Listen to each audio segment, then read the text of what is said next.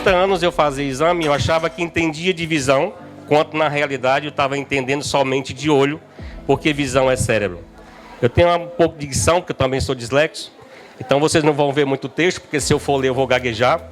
Dislexo tem essa problemática, mas vocês entendam que nesse momento nós vamos iniciar uma palestra onde vamos vocês entenderem como é que muitas vezes a gente toma uma decisão e muitas vezes essa tomada de decisão pode te trazer transtornos, desconfortos, e muitas vezes tem pessoas que levam à falência, tem pessoas que passam noites e dias sem dormir porque tomou uma decisão em um momento que não foi muito adequado.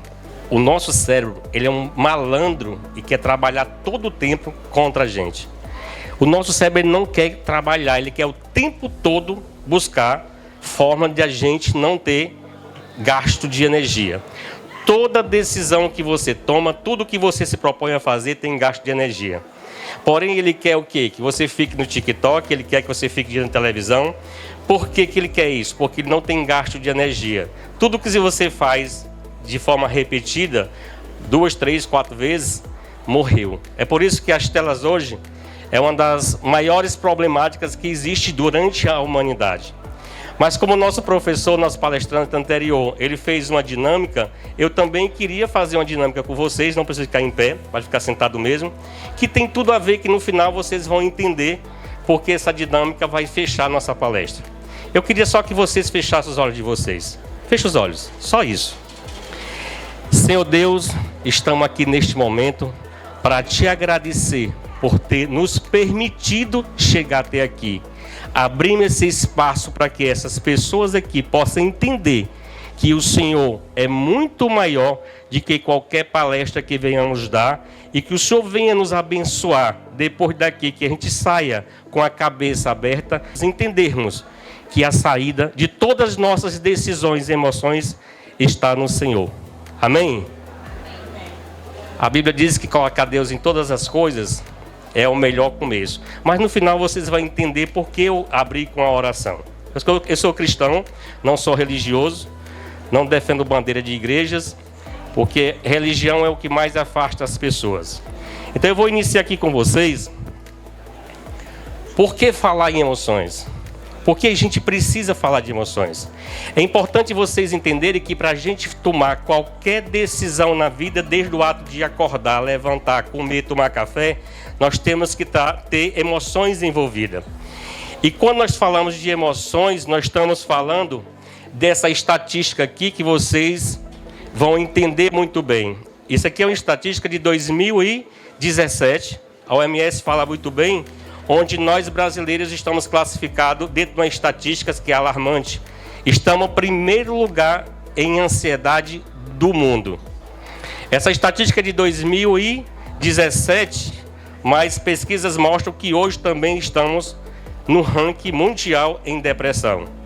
2017, o Conselho de Farmácia mostrou que tomamos não que eu não tomo, mas foi consumido no Brasil 17 milhões de caixas de estabilizadores de humores, que é os antidepressivos. Hoje nós estamos numa sociedade que nós temos hoje 73 milhões de pessoas que têm problema de insônia. Nós temos uma sociedade que mais consome smartphone. Nós temos uma sociedade que não dorme. Nós temos uma sociedade doente. Hoje, os psicólogos não cabem mais pessoas que estão ali buscando uma saída, porque a gente não está tomando uma decisão de ficar no TikTok, ficar no celular, ficar na televisão. Mas lembre-se, 4 horas por dia diante de uma televisão, de uma tela, você vai ter seguramente demências, tanto vai ter problemas com Alzheimer como Parkinson. 4 horas. Nosso cérebro diminui, porque o nosso cérebro, quando não trabalha, quando não busca novos aprendizados, ele vai morrendo. E é por isso que hoje temos uma sociedade doente. E aqui mostra, para você ter ideia, que nós estávamos atrás somente dos Estados Unidos em depressão, mas hoje já ocupamos primeiro lugar em depressão do mundo. Eu não poderia falar de neurociência, falar de emoções, que a gente não entende um pouquinho da história.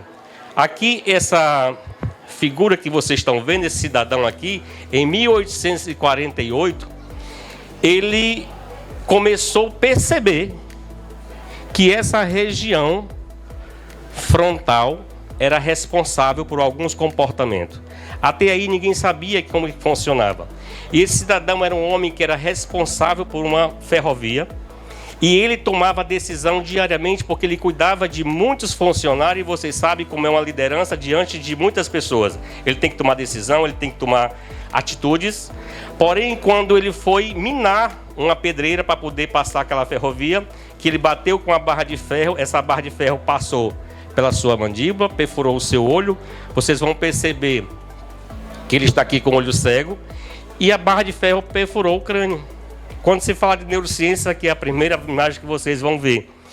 Ele não morreu, porém, quando ele voltou para a sua linha de trabalho, viram que ele mudou de comportamento. Começou a ter atitudes que não era o normal que ele fazia. Começou a ter comportamento agressivo, começou a ter problemas de atitude, começou a ter que fazer o quê? Urinar no meio do povo. Isso aconteceu. E essa imagem que vocês estão vendo aqui foi quando ele morreu. Assim estava o crânio dele. Então começou a perceber que essa região era responsável por algumas mudanças na vida daquele homem. E aqui eu chamo uma pergunta. Às vezes a gente tem aquele hábito de dizer que o jovem só faz besteira. E quando é que essa região frontal aqui na frente, na nossa testa, ela está formada? Ela se forma com 21 anos. Isso vocês vão entender porque que nossos filhos fazem tantas as besteiras, porque que nós fizemos tantas as besteiras, e muitas vezes a gente muda tanto de profissão depois que a gente chega aos 25, 26 anos e começa a fazer as faculdades que a gente realmente quer fazer. Porque naquela época, quando jovem ainda, você não tinha uma pré-frontal pronta para tomar essas decisões. Aqui eu trago também, estou falando um pouco da história, que eu vou entrar porque que vocês têm que começar a entender, conhecer o corpo de vocês. Que minha proposta aqui é que no final vocês tenham um domínio do seu corpo. Aqui é essa lobotomia era uma técnica que foi usada em 1949, foi o único Nobel que Portugal teve, porque descobriram que introduzindo uma barra de ferro, que isso aqui não é um pino, chegava nessa região, eles destruíam essa região. Entenda que o nosso cérebro, nossa massa cefálica, ela não tem dor. É a única parte do corpo que você pode destruir e a pessoa não sente nada. Por isso que os cirurgiões fazem cirurgia conversando com as pessoas. Quando um cirurgião vai fazer uma cirurgia, ele abre a cabeça, anestesia somente para isso, e daí para frente ele fica conversando com você o tempo todo, porque essa região, ela não permite ter dor. E eles faziam isso com as pessoas. Aqui nessa imagem mostra como é que esse cidadão aqui estava trabalhando. Você vê que é um jovem de 12 anos, que ele estava fazendo essa manobra, foi um dos que mais fez essa manobra. E esse rapaz de 12 anos, ele era um jovem que tinha um comportamento que a gente conhece como doido, né? Um comportamento agressivo, um comportamento atípico, e eles fizeram isso. Porém, quando fizeram essa técnica, ele começou a ter comportamento diferente. Mas não era um comportamento saudável, ele começava a fazer mais coisas erradas. Então, eu trouxe para vocês um pouco da história, para vocês entenderem como é que a neurociência começou, como todas as profissões que aí começaram. E aqui a gente começa a entrar no nosso tema. O que é emoções? Emoções nada mais é de que uma resposta automática, visceral, e a gente não tem como controlar. Então, quando você vê uma pessoa emotiva, ansiosa, depressiva, muitas pessoas dizem que é porque ele não sai porque não quer. Essa região do cérebro eu não tenho como controlar. Emoção eu não tenho como controlar. Então, quando se fala de emoções, nada mais é de que você tem uma resposta onde você não tem como controlar essa sua resposta. E aqui vocês vão entender mais na frente por que vocês têm que começar a trabalhar esse rapaz, para ele trabalhar a seu favor e não contra você. Esse rapaz aqui, Ele é o papa da biologia, né? Charles Darwin, ele fala muito bem que as emoções, ela não tem cultura, ela não tem estado separado, porque mora na Europa, a emoção dele é diferente. Ele prova que as emoções, independente de que região ela aconteça, são as mesmas aqui. A mesma emoção que você tem de raiva aqui é a mesma que tem no Japão, que tem na Europa, é a mesma emoção. Pessoas fazem com que essas emoções sejam um pouco mais controladas. E o que é tomada de decisão? Gente, tomar decisão é uma das coisas que mais tem gasto de energia. Quantas vezes você tem que tomar uma decisão na sua vida e você passa noites e dias acordado e não consegue, às vezes, tomar uma decisão certa? Porque para tomar decisão eu tenho que ter gasto de energia. E para ter gasto de energia, essas energias vão me levar emoções positivas e negativas. Aquela forma de tomar uma decisão na tua vida, de ter uma atitude naquele momento, ela vai ter essas respostas, positiva e negativa. Positivas são aquelas que são as alegrias, as felicidades que a gente tem. E as negativas são exatamente aquelas que nos traz ansiedade, depressão. E é tão importante você entender por que tem que tomar essas decisões de forma correta. Porque, independente de qual decisão você tomar, ela vai ser positiva ou negativa. E na grande maioria nós tomamos as decisões negativas. E vocês vão entender muito bem por que isso acontece. O nosso corpo nada mais é de que respostas químicas e elétricas. O nosso corpo tem uma fiação elétrica que se comunica entre os polos. Isso, respostas químicas.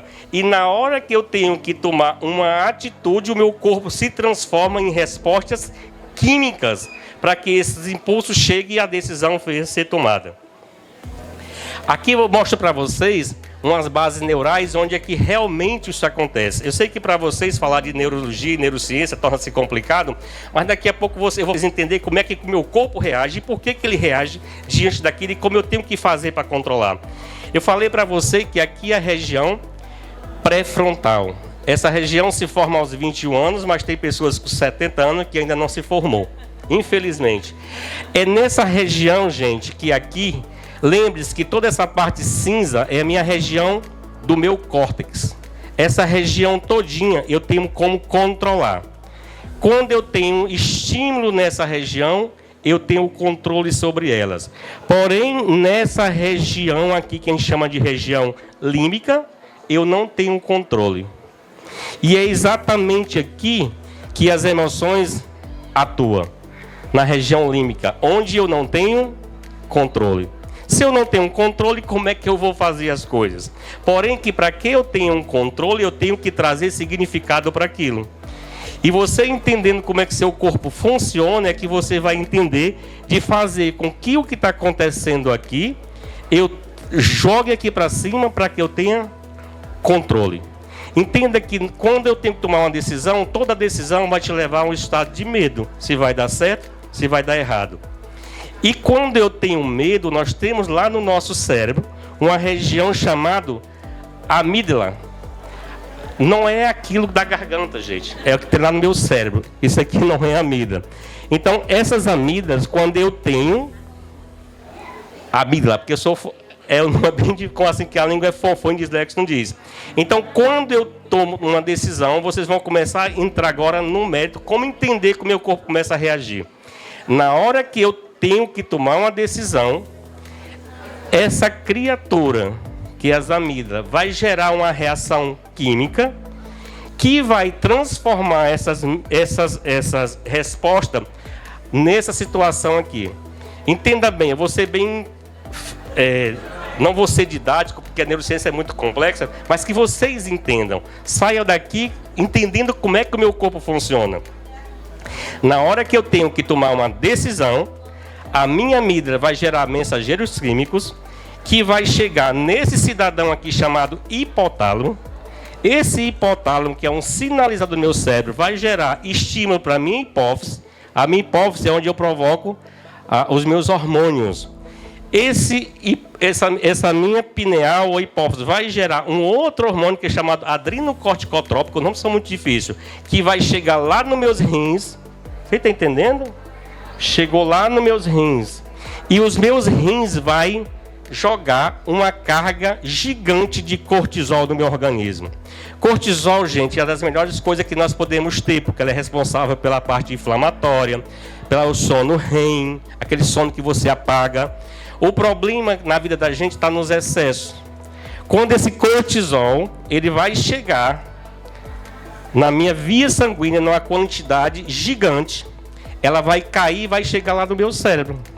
Chegando no meu cérebro, nós temos uma região chamada hipocampo. O hipocampo é aquele cidadão que vai engavetar as minhas memórias. Se eu só engaveto essas memórias quando eu durmo. Eu só aprendo quando eu durmo, porque tudo que eu faço durante o dia, ela fica armazenada na minha região de trabalho, na minha testazinha, na minha região pré-frontal. E somente quando eu vou dormir, eu vou consolidar. Aí agora eu pergunto para vocês, por que a gente esquece tantas coisas? Hoje nós temos uma sociedade doente que não dorme, uma sociedade que toma antidepressivo, e você fica fazendo as coisas e voltando para trás. O que foi mesmo que eu ia fazer? Quantos aqui não acontece isso diariamente? Sabe por que acontece isso? Porque o cortisol vai lá nessa região e ele mata as células desse cidadão chamado hipocampo. Se eu tenho células morrendo aí, eu não vou consolidar nada. Aí entra o mal de Alzheimer secundário. A ciência mostra que nós temos um tripé que trabalha a nosso favor e a gente não quer. E é tudo de graça. É igual a música daquele rapaz, tudo é de graça, irmão. Então a música, né? Tudo é de graça, irmão, o molde da mulher, não sei o quê. Tudo é de graça. Que se chama uma caminhada pela manhã de 30 minutos. Só isso que nós precisamos. O nosso corpo vai gerar tanto hormônio a nosso favor que a gente pode evitar não tomar mais os remédios que vocês estão tomando para ansiedade e depressão. Porque o simples fato de eu caminhar, o primeiro hormônio que eu produzo é endorfina. Endorfina é aquele hormônio que toma na injeção para anestesiar. Segundo, eu começo a produzir meu nível de serotonina, que é o hormônio do bem-estar. Depois vai me gerar prazer por estar falando naquilo que é dopamina. E eu só faço as coisas que me dão prazer. E o que me dá mais prazer é ficar no telefone, porque não tem gasto de energia. Então, quando eu gero uma resposta, esse cidadão aqui, esse eixo que é chamado hipotálamo pituitário adrenal, ele entra em ação. Aí agora eu vou mostrar para vocês exatamente quando esse cidadão começa a trabalhar, como é que o nosso corpo começa a se preparar para que eu tome uma decisão. É agora que vocês vão entender. Isso aqui a gente chama de sistema parasimpático e simpático. Toda vida que eu estou para tomar uma decisão, tenho que fazer alguma coisa, eu tenho que assinar um documento, eu tenho que fazer alguma coisa que é importante para você e é essencial naquele momento. Esse sistema, ele é ativado e não esse. Eu falei que as emoções são viscerais, que não passa pelo cérebro, é exatamente aqui. Aí como é que as pessoas hoje que estão vivendo de níveis de ansiedade, depressão, tomando remédio controlado, não dormindo de noite, como é que essas pessoas estão vivendo? Aí vocês vão começar a botar isso na prática de vocês.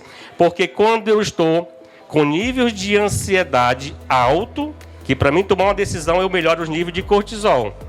Cortisol vai melhorar o quê? Meus níveis de ansiedade. Então, quando eu vou tomar uma atitude, o meu corpo começa a selecionar órgãos para aquele momento.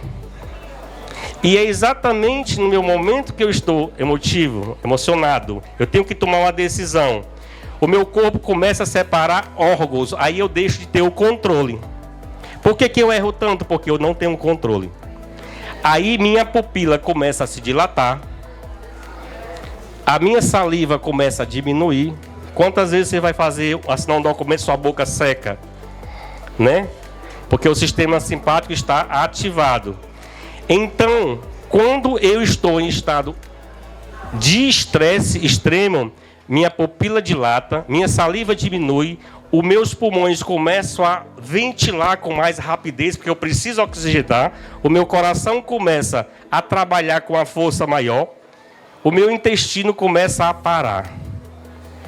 Por que dá tanta tristeza no momento de estresse? Porque 85% a 80% do hormônio que te dá prazer na vida é produzido no intestino. O meu intestino para, aí eu tenho prisão de ventre. O meu fígado começa a produzir mais glicose. Glicose é açúcar, que a gente chama, né? Por que eu tenho que produzir? Porque eu vou gastar mais energia. O problema é que eu vivo sob estresse excessivo, eu vivo sob estado de ansiedade. Aí eu gero um quadro de diabetes. Aí eu tomo remédio para diabetes, mas o remédio não dá efeito. Não está dando efeito por quê? Porque você simplesmente está no nível de ansiedade, depressão, dormindo pouco, vivendo sobre esse sistema aqui ativado constantemente. E a minha suprarrenal, como eu falei, ela começa a produzir mais cortisol. Vocês entenderam por que a gente não pode tomar decisão em momentos que você não está sob controle daquilo? Porque não pense hoje, essas palavras não são minhas, mas vou dividir com vocês. Estamos numa sociedade que, se avaliarmos em 100%, 40% estamos vivendo sobre depressão. 40% estão vivendo no passado, ancorando numa vida que você não te permite mais viver. 40% estão querendo carregar o burro nas costas porque estão vivendo em ansiedade. O ansioso, ele vai numa carroça, mas ele quer botar o burro nas costas, botar a carroça nas costas e sair com isso na frente, porque ele é ansioso demais. Sobrou 20%. Desses 20%, 18% está o quê? Vivendo sob estresse. Aí só resta 2%. São as pessoas que têm sucesso na vida porque eles têm controle emocional. Eles sabem entender que esse sistema aqui tem que trabalhar a favor dele. E como é que eu, Luiz, consigo fazer com que eu esteja nesses 2%? Ninguém está vendo receita de ficar rico aqui, não. Simplesmente vocês entenderem como é que o seu corpo trabalha no momento de estresse e como é que você deve fazer para essas decisões ser um pouquinho mais assertivas na vida de vocês. Isso porque, quando eu estou com estresse, esse sistema aqui está ativado. O problema é que, quando eu trago significado para aquele estresse, esse sistema começa a entrar, que é o equilíbrio. Lembra-se que eu fiz uma oração aqui iniciar? Não é religião, é ciência. A ciência hoje mostra, porque a ciência brigava muito com a fé, com a religião.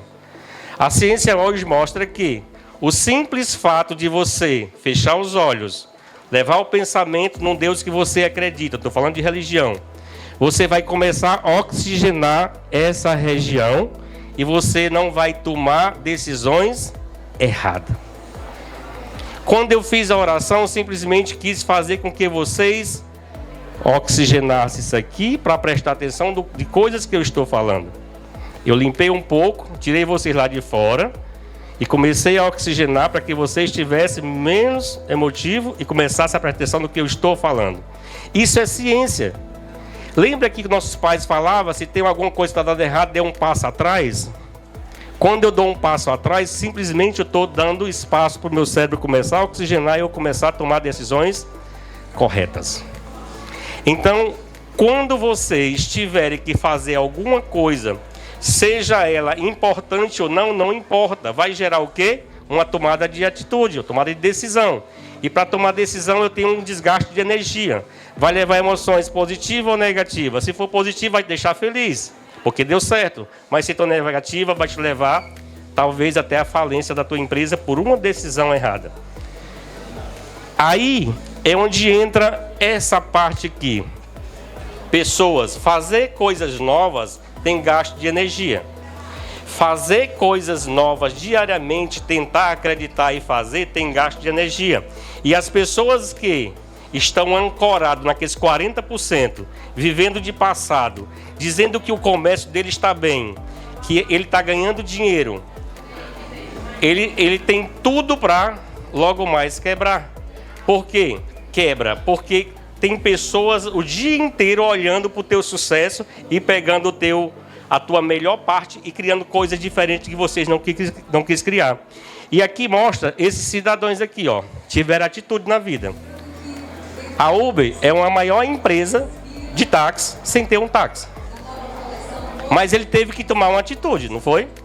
Essa outra empresa aqui é a maior empresa de hotéis do mundo sem ter um hotel. E esse aqui é a maior empresa varejista do mundo sem ter um produto. E aqui eles chamam que vende... Como é Shopee? Como é essa coisa que vende coisa na internet hoje? Shopee. A Shopee tem lojas? Não tem. Só que essas pessoas tiveram o quê? Eles estão classificados naqueles 2% que eu falei para vocês. Esse cidadão aqui, eles não quiseram inovar. Eles achavam que estava garantido. E hoje vocês veem alguém na tua vida com alguma máquina fotográfica na mão? Faliu. Essa outra aqui era a maior empresa que tinha de filmes. Hoje em dia a Netflix acabou com isso. Hoje ninguém precisa mais estar alugando vídeo para estar vendo. E esse aqui, tadinho, também se foi. Algumas empresas comprou o nome e está produzindo celular para poder vender, mas hoje não existe mais porque eles resolveram a não tomar decisões. Aqui em Limoeiro eu achei muito bem uma empresa. Eu vou citá-la sem permissão do dono, mas vou falar porque eu achei inovador. Quem conhece aqui a Vilcar? Todo mundo conhece. Quem já entrou na Vilcar esses últimos 15 dias? Mudou? Eu simplesmente entrei na loja, visualizei, voltei e olhei para a placa. Porque eu achava que estava na loja. Tenho 30 anos de Limoeiro do Norte, a empresa tem muito mais do que isso. Sempre ela, aquelas pessoas vendendo produtos por trás de no balcão lá, vendendo aquela mercadoria. A gente pedia, eles corriam atrás e sabiam de qual onde que estavam. Simplesmente alguém lá teve a atitude de mudar. Tenho certeza que o faturamento dele vai aumentar mais de 20%. Por que vai aumentar? Porque tiveram a coragem de fazer como esses aqui, ó. Porque simplesmente o fato de você entrar aí olhando a nossa visão das respostas neurais, que vai despertar desejo em vocês.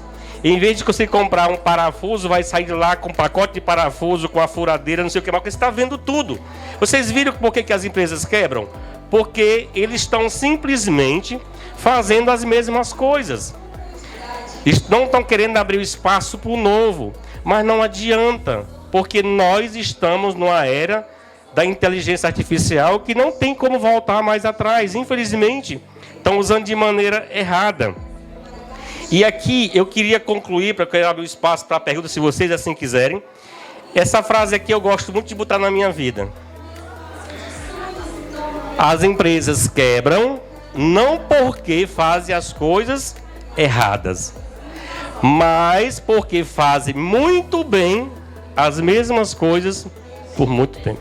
Então que a gente tenha um controle emocional, porque somente 2% da sociedade tem sucesso, ganha dinheiro e vive, tem tempo, porque usa a sua inteligência a seu favor e vive muito bem com isso. Então muito obrigado a todos, boa noite.